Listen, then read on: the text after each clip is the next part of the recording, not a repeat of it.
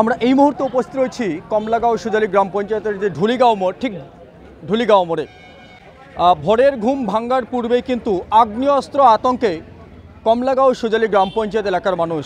এবং অভিযোগের যে তীর রয়েছে সেই অভিযোগের তীর কমলাগাঁও সুজালি গ্রাম পঞ্চায়েতের প্রাক্তন সভাপতি আব্দুল হকের দিকে। এবং যেই ঘটনাটি ঘটেছে ঠিক সেই ঘটনার জন্য কিন্তু এলাকা উত্তপ্ত এবং এই মুহূর্তে ঘটনাস্থলে কিন্তু বিশাল পুলিশ বাহিনী উপস্থিত এবং দফায় দফায় পুলিশ আসছে। ক্যামেরা পার্সনকে একটু দেখাতে বলবো সেই চিত্র। এই মুহূর্তে কিন্তু ঘটনাস্থলে দফায় দফায় ইসলামপুর পুলিশ ডিস্ট্রিক্ট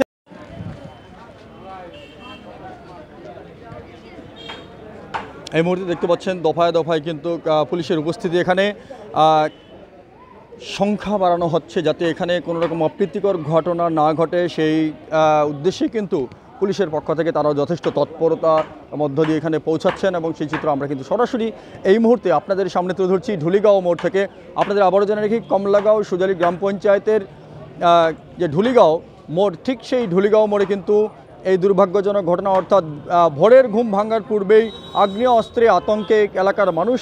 একজন ব্যক্তি, একজন দুষ্কৃতী, তিনি আগ্নেয়াস্ত্র নিয়ে হামলা করার চেষ্টা করছিলেন বলে এমনটাও কিন্তু অভিযোগ তুলছেন স্থানীয় মানুষ। এবং সেই ঘটনার পরে কিন্তু এলাকায় এই মুহূর্তে পুলিশ মোতায়েন করা হয়েছে। যেই চিত্রটি আপনারা দেখতে পাচ্ছেন, সেন্ট্রাল ফোর্স থেকে শুরু করে সেই পুলিশ কিন্তু এই মুহূর্তে ঘটনাস্থলে এসে পৌঁছাচ্ছেন যাতে এলাকা সম্পূর্ণভাবে শান্ত থাকে, এলাকায় কোনো রকম অপ্রীতিকর ঘটনা না ঘটে। সেই জন্য কিন্তু এই মুহূর্তে এলাকায় বিশাল পুলিশ বাহিনী, পুলিশ মোতায়েন করা হয়েছে। দেখতে পাচ্ছেন সেই চিত্র। আমরা সরাসরি কিন্তু এই মুহূর্তে ঢুলিগাঁও মোড় থেকে আপনাদের সামনে সেই চিত্র তুলে ধরছি।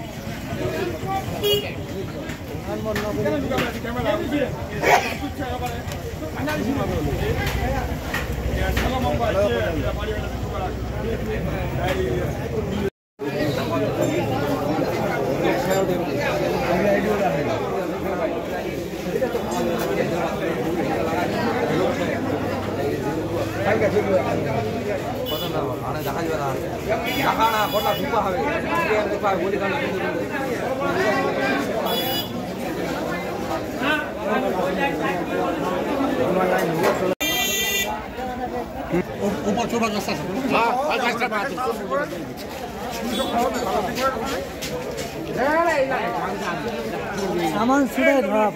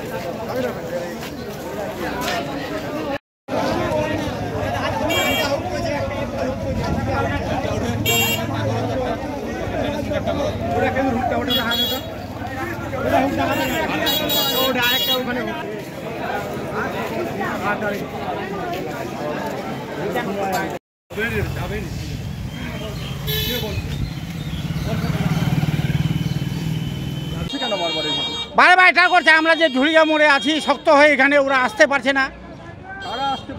ওই যে আব্দুলের লোকগুলো এখানে আসতে পারছে না। কেন ওনারা আসতে পারছেন না? ওই তো আগে অনেক লোকের লুট, টাকা পয়সা লুট করেছে না, এই জন্য আসতে পারছে না। সবাই একজুট হয়ে গেছে। আজকে বন্দুক নিয়ে ধরা? হ্যাঁ, বন্দুক নিয়ে ধরা। কয়জন? একজন ধরা পড়ছে। এখন ঘরের ভিতর আছে কিনা এটা এখন তদন্ত হবে। কোথায় দেখলেন বন্দুক নিয়ে দাঁড়িয়ে ছিল? কোথায়? আমি এই দিক দিয়ে এখানে ছিলাম, রাস্তায় এখানে এই সাইডে। তখন আমি আমার চোখটা এদিক ওদিক গেল, তখন ও সাইড নিয়ে বন্দুকটা নিয়ে অ্যাটাক করছিল আমার উপরে। ছাদের উপর থেকে। তখন আমরা হয়ে আলাদা দুজন ছিলাম, মাত্র দুজন ছিলাম। কখন ঘটনাটা? ঘরে একদম সকালে 5:30, 5:30। বন্দুক কি পুলিশ নিয়ে গেছে সাথে? হ্যাঁ, পুলিশ নিয়ে গেছে। পুলিশের হাতে দিয়েছে। হ্যাঁ, কি কি ছিল সাথে? বন্দুকের সাথে কি কি ছিল? বন্দুকের ছালে খালি বন্দুকটা ছিল, আর ওই মানে ওটা ভিডিও করে নিয়েছি আমরা। কি চাইছেন আপনারা? হ্যাঁ, আপনারা কি চাইছেন? আমরা ওদের বিরুদ্ধে লড়তে চাই, ওদেরকে মানে গ্রাম থেকে যেন উচ্ছেদ করে দেওয়া হোক, তাহলে আমরা এখানে থাকতে পারবো না। আর এই ঘরের ভিতর অনেক কিছু ওদের সামান আছে, এখানে আছে, ওই ঘরে আছে, এগুলো তদন্ত করুক পুলিশ। আপনার নাম? ফরিদ আহমেদ, বাড়ি? ঢুলিগাঁও। ফরিদ নিয়ে আমরা দুজনেই সকালে এখানে ঘোরাফেরা করছি, ওই দোকানে চা খাইতে যাব। যখন চা খাইতে যাচ্ছি তখন আমরা চোখটা গেল যে উপরে ও ছিপ ছপড়িয়ে ফের খবরে ঘরের ভিতরে ঢুকলো। তা আমরা বলছি যে আমার দেখা ভুল হলো নাকি, তখন চিৎকার করলাম, সবাই আসো রে ভাই, এই জনসেনার সবাই আসো, এই ঘরের ভিতরে ওই ছেলেটা আছে। ঠিক আছে, তারপরে বছরে আসলো, আসে এই করবে, এই বলতেছে কেউ উঠতেছে না, যে বন্দুক আছে মেরে দিবে, কেউ ঢুকছে না ঘরের ভিতরে। ওই ছেলেটা কে? ওই ছেলেটা ওই আব্দুলের লোক, নাম কি? নাম কি? নাম কটলু, বাড়ি কোথায়? ওই মুন্সিপাল ঢুলিগা। আমরা এখন চাই যেন এই দোকান পাচার ঢুলিগা মোড়া ও চড়তে পারে না, যেন এইভাবে করে কেন আমাকে মারার জন্য। আপনাদের মারতে চাইছেন? হ্যাঁ, মারতে চাচ্ছি, ওইটাই আমরা যে এইগুলা পাহারা করতেছি আর ওইগুলা দেখতেছি। পাহারা আমাকে মারবে, কয়েকটা লোককে মারবে, এইগুলা করছি, এই জন্য মারবে। কি করছেন? আমরা করছি এই পাড়ির ওর বিরুদ্ধে, যেগুলা লুট তারাজ কেন করো, লোককে রাস্তাঘাটে কেন ধরো, লোককে কেন মারো, মেয়ে ছেলে একটা চড়াই নিয়ে যাবে, সেওকে ধরবে। তো এইগুলা যে ওরা করতেছে, এর জন্য আমরা এগুলা বন্ধ করতে চাইছি। আপনারা কার লোক? আমরা টিএমসির লোক, সাপ্তাহের লোক। আপনার নাম? লেদু মোহাম্মদ, বাড়ি? এইখানেই ঝুলিগাই মুটটাতে বাড়ি, এগুলা দোকান পাচার সব আমাদের।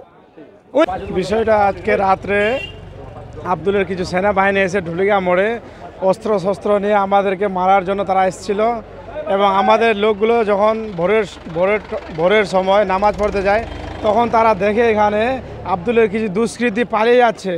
তারপর তারা সবাই আসে এখানে, সবাই পালিয়ে গিয়ে কিন্তু একজন ধরা পড়েছে, তাকে এখানে দেখে সবাই গ্রামের মানুষ সবাই আসে, এবং আমরা পুলিশ প্রশাসনকে জানিয়েছি, পুলিশ এসেছে, তাকে উদ্ধার করেছে, এবং তার সাথে সাথে পুলিশ আবার অস্ত্র পেয়েছে।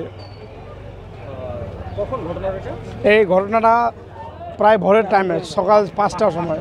আপনি বললেন যে আপনাদের মারার চেষ্টা করছেন, কেন এটা? কি কারণে?